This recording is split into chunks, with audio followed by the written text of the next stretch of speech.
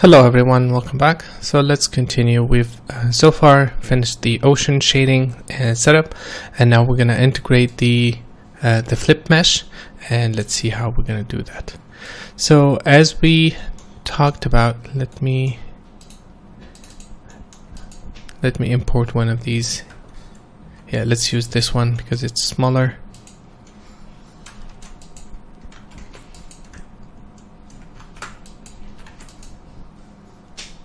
And let's go up. And I'm gonna hide the ocean render. I don't need that. I'm gonna create a new geo and call this fluid mesh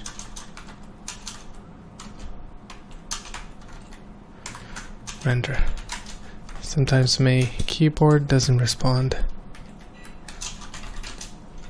Okay, let's give this a different color. And let's dive inside. And the problem with this is we cannot deform the entire mesh. So let's see. I didn't copy the correct node, so let's delete this. And what I'm going to do is I'm going to assign the same ocean shader here. And let's go out to the out context. And I need the ocean base. We're gonna keep that, and then the fluid mesh, and let's do a quick render and see what we get. And as we talked about before, we will get the ocean deformation applied to anything we want, but in this instance we don't want to deform anything that has high velocity or high vorticity, because those are splashes and those are parts that are floating most likely above the water, and we don't want to deform them with the ocean. So we need to create a mask and isolate those areas. And the best way to do that is using the vorticity and velocity attributes, and create masks from those and only apply displacement to where those values are not high. So basically invert that mask. And let's go back here.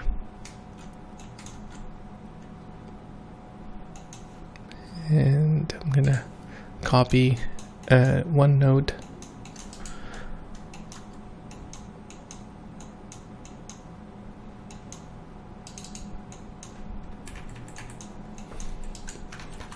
So I'm gonna copy this node from an existing setup, and this is just using the velocity length and the vorticity. So it's something we've been doing since the beginning. And this is the mask that we want to create, but instead of using these colors, we want to use black and white.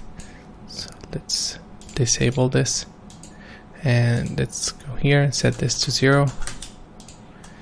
And I'm going to delete this as well, and let's take a look.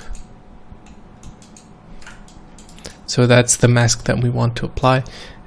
And I'm going to move this back a bit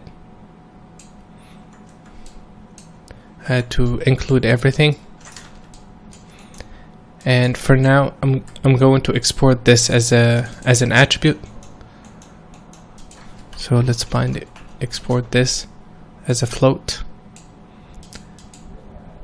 Call this area. And let's invert it here so we don't have to do any processing. Fit range.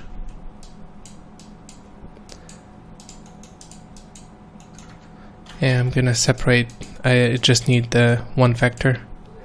So 1 and 0. And let's take a look. So that's the mask. We want to keep all the displacement there, and then turn it off everywhere else.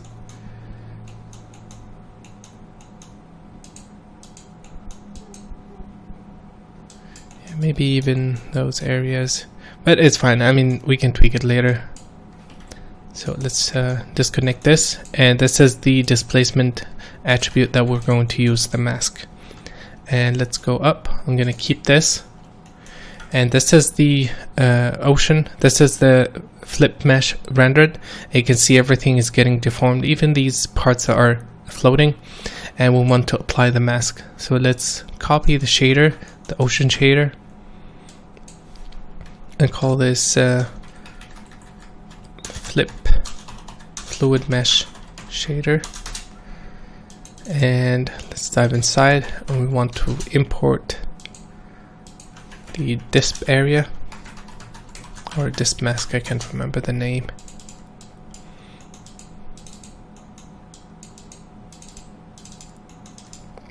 Yep, disp area. And let's assign the shader. Let's dive inside.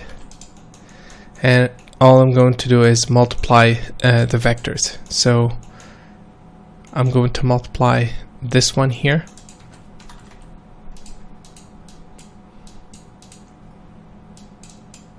by the mask, and let's make sure it's clamped,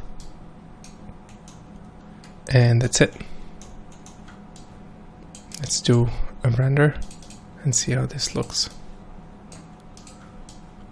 It's taking a bit for it to start rendering, so I may have to pause.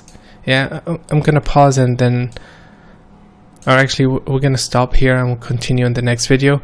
So I'm gonna wait for this render to finish, and then that mask hopefully is gonna mask out everything we don't want to displace, and then we'll continue in the next video. Thank you guys for watching.